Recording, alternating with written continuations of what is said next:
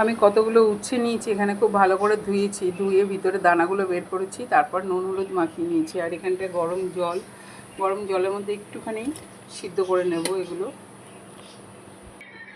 উচ্ছেটা হালকা সিদ্ধ করে নামিয়ে নিয়েছি।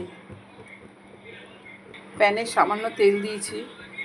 তো আমি কয়েকটা সবজি ভেজে নিয়েছি, পেঁয়াজ, রসুন, আদা, কাঁচা লঙ্কা, ধনেপাতা সব ছোটো ছোটো করে কেটে ভেজে নেব, একটু নরম করে নেব এগুলো। এই সবজিগুলোর মধ্যে নুন, হলুদ, একটু লঙ্কার গুঁড়ো, একটু গোলমরিচের গুঁড়ো আর ভাজা মশলা দিয়ে দিচ্ছি। আর একটু কাজু আর কিশমিশ কুচি করে দিয়ে দিচ্ছি। সব একটু একসাথে মিশিয়ে রান্না করে নেব। যে সবজিগুলো ভেজে নিলাম ওগুলো উচ্ছের মাঝখানে সব পুরের মতন আর কি পুর ভরে নিয়েছি। উচ্ছের মাঝখানে মশলাগুলো সব ভরে নিয়েছি।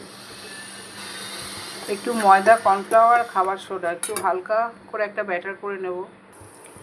ব্যাটারে ডুবিয়ে উচ্ছেগুলো ভেজে নিচ্ছি সাদা তেলে, একটু ভাজতে দিয়েছি।